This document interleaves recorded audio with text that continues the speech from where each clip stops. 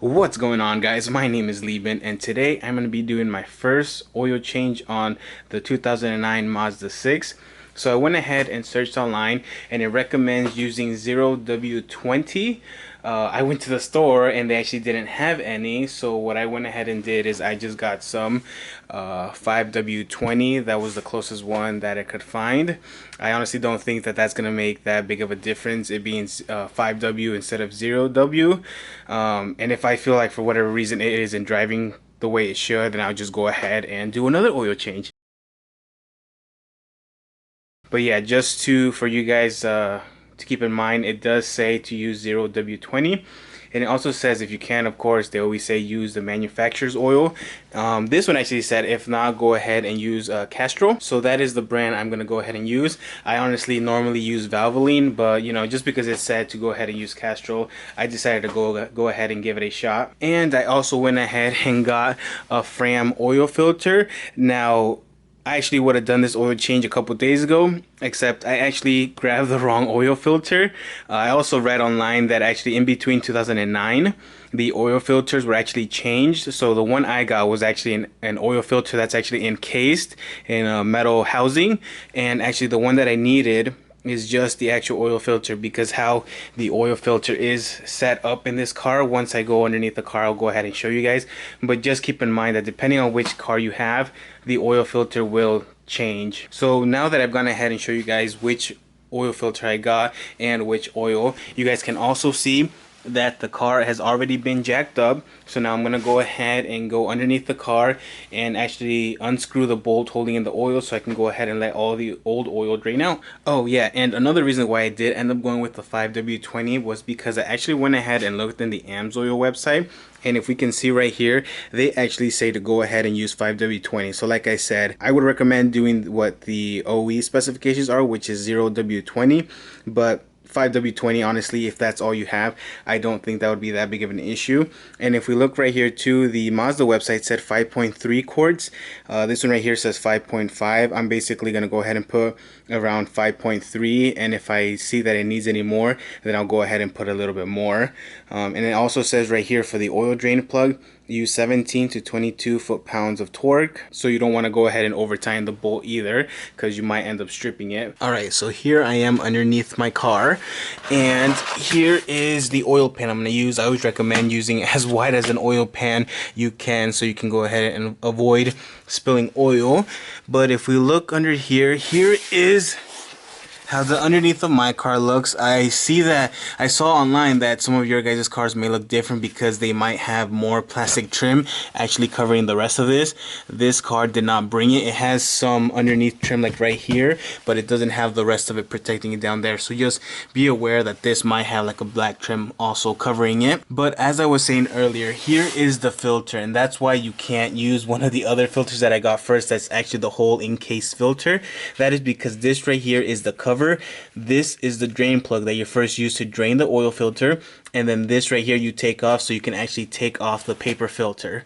But before you do that, you want to go ahead and actually drain all of the engine oil to go ahead and not have to spend as much time with this, because I'm guessing this is a smaller opening than the actual drain plug. So you want to go ahead and go back here, and right here is the actual drain plug. It's actually a 13mm bolt, so I'll go ahead and just unloosen it and have all of the oil drain out.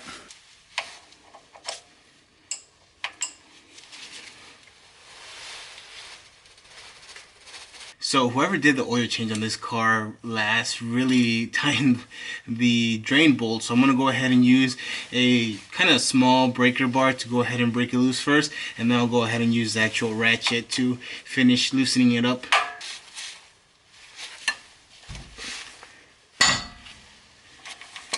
And you see that made it way easier than having to use the actual ratchet. And I may actually just be able to loosen it by hand now. Yep, it's pretty loose now. So now if I can do this quick enough, I'll be able to not get my hands completely covered in oil.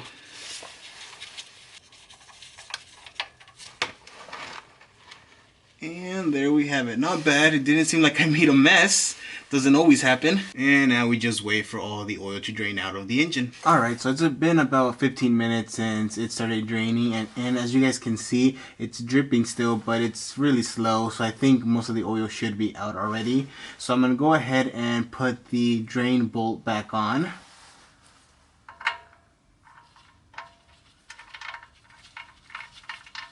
And so the AMSOIL said 17 to 22 foot-pounds to go ahead and tighten it. I don't have a torque wrench with me right now, so I'm just going to go ahead and do it with a normal ratchet here. From my experience, these things tend to go ahead and kind of tighten themselves over time because of the heat. I always go ahead and tighten them, make sure it's snug, but I never really lay into it or over tighten them, because I've had it before where if you over tighten it, they get even more tightened when you go and do the next oil change, and it just makes it that much more difficult when you take it off.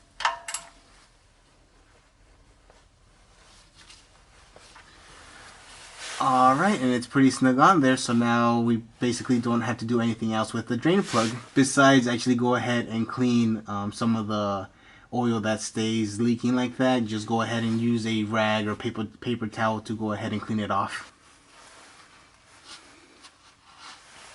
One thing that I did forget to mention is that if you ever unscrew the bolt and you see that the oil is kind of dripping down or leaking down really slow, you can also go ahead and unplug the dipstick up top. So basically just kind of take it off. Sometimes there's pressure inside the system because it's plugged, and once you go ahead and take the dipstick off, it relieves that pressure, allowing for the fluid to come out a lot faster. Now we can go ahead and move on to removing the filter. So first you want to make sure you scoot down your oil pan so that when you unplug it, it goes into the actual oil pan. And first you want to go ahead and unscrew this bolt right here. I have a hex socket right here. It is a size, let's see if I can see it here. It is a size 6 socket, and that's the one that I saw that fits the best. So I'm going to go ahead and use that one. There we go. And that one was actually kind of tight on there too. And actually one thing that to note is that on here it actually tells you how tighten to go ahead and tighten this. It says tighten drain plug to 10 plus or minus inch-pounds. So yeah, you shouldn't be tightening this one too much either, basically to avoid it from stripping or breaking.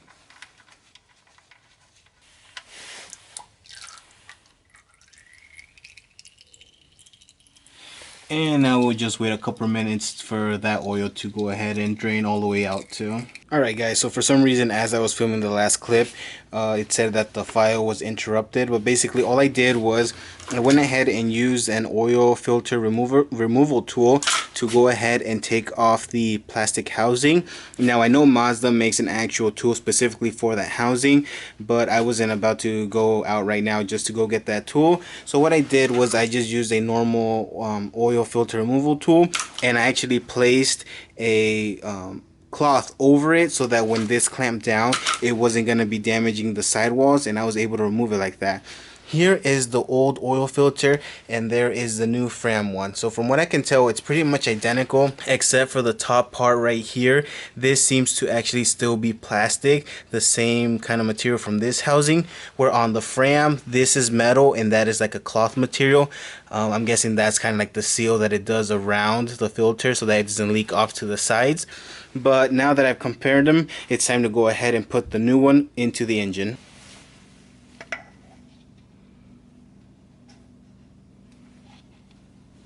I also forgot to mention that the Fram oil filter actually comes with these gaskets. So the big gasket actually goes onto the black plastic housing that goes under the oil filter, and the small little gasket right here actually goes onto the hex nut bolt, the hex bolt that you use to drain the oil. So I'll go ahead and replace those right now. Okay, the new gasket is in, so I'll go ahead and put the housing back on.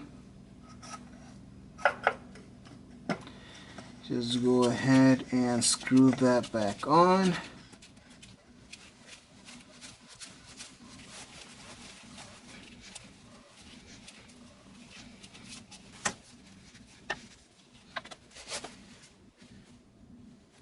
Alright, so I just went ahead and confirmed that you can actually go ahead and tighten this all the way by hand.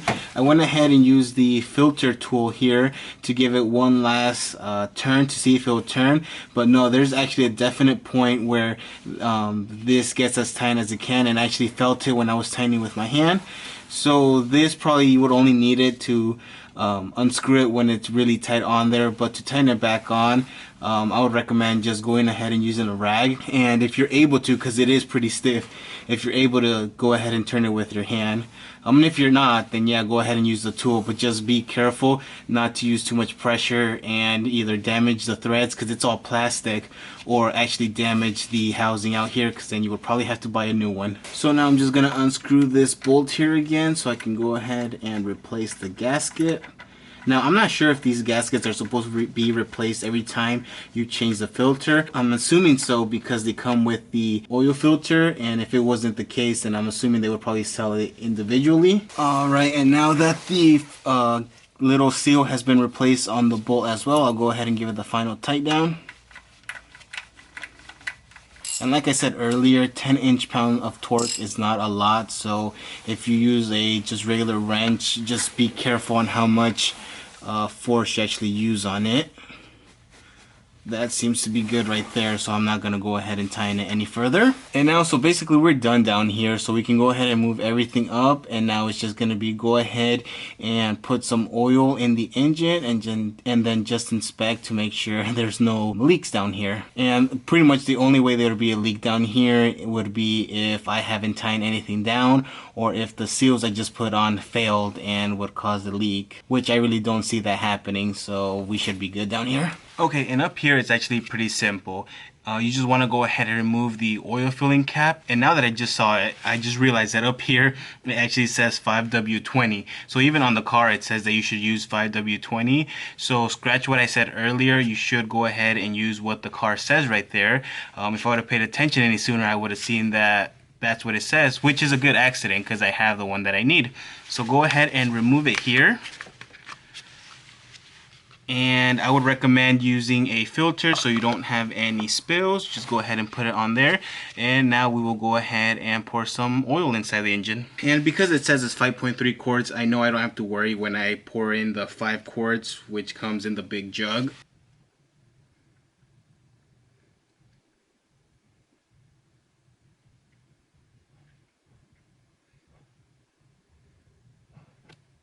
Alright, and now that I've gone ahead and poured 5 quarts in there, I'm going to go ahead and wait a little bit for the oil to settle. Then I'm going to go ahead and put the dipstick back in to see how full it is, and depending how full it is, that'll depend how much more I put with the last quart that I have left. Meanwhile, I'm waiting for the oil to settle in the engine. I actually went ahead and poured all the oil that just came out, all the dirty and used oil that came out of the car. I went ahead and reused the jug where the new oil came, and I just went ahead and put the old oil in there.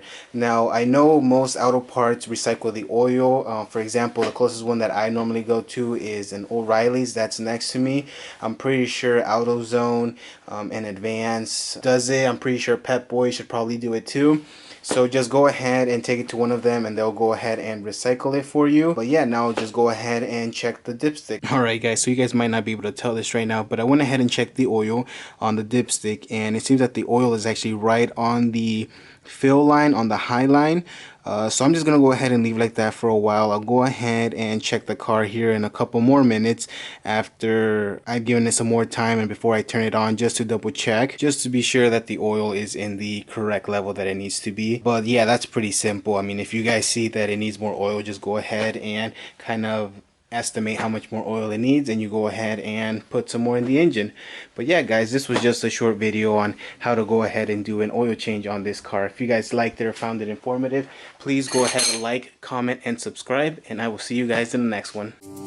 Repeat after me. Hakuna Matata.